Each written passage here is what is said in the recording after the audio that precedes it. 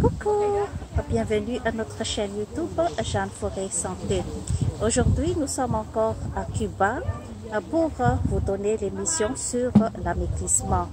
À la première partie, j'ai déjà énoncé la préparation psychologique pour avoir une planification d'amaigrissement durable et fiable. Aujourd'hui, dans la deuxième partie, nous allons parler beaucoup plus de la cause de l'obésité chez un individu. Pourquoi on grossit? Il y a plusieurs facteurs qui donnent l'embonpoint chez un individu. Tout d'abord, il y a le stress de la vie quotidienne qui nous incite à manger, à ne plus pouvoir contrôler notre façon de manger. Et puis on a l'habitude aussi de prendre quelque chose de plus sucré. Si on a le stress, c'est pour la compensation, surtout chez les femmes, pour des questions de détresse ou des questions de déception amoureuse. La femme a tendance à consommer beaucoup plus de sucre pour stimuler la sérotonine du cerveau. Il s'agit de l'hormone du bonheur. Il y a également les facteurs hormonaux, c'est-à-dire que il y a le syndrome prémenstruel chez les femmes, c'est-à-dire avant les règles, du moment de l'ovulation jusqu'à la menstruation. Il y a comme un genre de rétention d'eau chez les femmes qui présentent des syndromes prémenstruels et le poids augmente de 3 à 4 kilos avant les règles. Donc, c'est quelque chose qui va disparaître après la menstruation. Mais il faut faire attention quand même parce que pendant la période prémenstruelle, les femmes ont tendance à manger beaucoup plus des quantités habituelles, et aussi les femmes aussi ont tendance à manger sucré et salé, ce qui favorise un peu plus la rétention d'eau. Il y a aussi les facteurs héréditaires. Par exemple, il y a une famille obèse. Ça, c'est un peu plus difficile de traiter l'obésité si c'est d'origine génétique, mais par contre, c'est pas impossible, car si la personne décide de faire vraiment, de suivre le traitement pour l'amaigrissement, la personne peut obtenir de bons résultats si elle suit très attentivement la discipline. Il s'agit de bien manger, bien bouger, faire des exercices physiques et puis lutter contre le stress. Si on arrive bien à changer sa mode de vie, ce n'est pas impossible.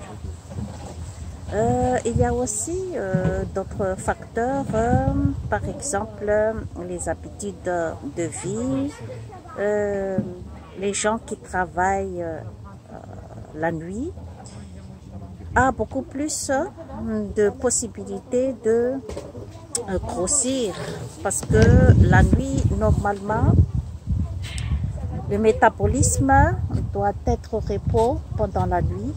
Par contre, chez les personnes qui travaillent de nuit, elles ont tendance à consommer beaucoup de repas plus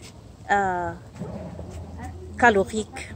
C'est pour cette raison que les gens qui travaillent de nuit ont tendance à augmenter de poids. Il y a aussi les gens qui ont arrêté de fumer. Ça aussi, il y a une possibilité aussi, car en compensation par le tabac, la personne va faire une compensation avec les aliments. Il y a aussi l'arrêt de l'activité sportive.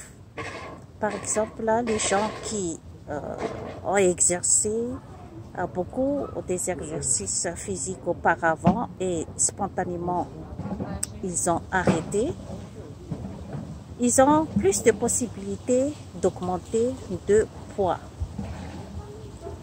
Il y a également le problème de la thyroïde, c'est-à-dire que l'hypothyroïdie, ça peut également entraîner l'augmentation de poids chez un individu. C'est pour cette raison qu'il faut faire aussi des analyses médicales pour savoir exactement la cause de l'obésité chez un individu. Il y a également la grossesse. La grossesse aussi peut entraîner l'augmentation de poids chez la mère, car c'est une façon de dire on mange pour 2 personnes, mais là également il faut faire attention un peu plus de ne pas trop prendre de poids, car ça peut entraîner des difficultés lors de l'accouchement. C'est pour cette raison que la mère doit suivre vraiment avec précaution la période de la grossesse pour surveiller le poids, pour surveiller s'il y a du diabète, s'il y a de l'hypertension artérielle, s'il y a trop d'augmentation de poids, ça peut influencer l'accouchement.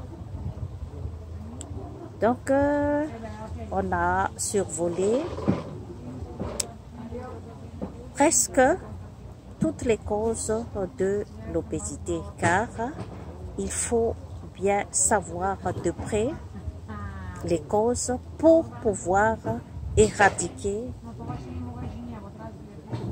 l'embonpoint chez un individu.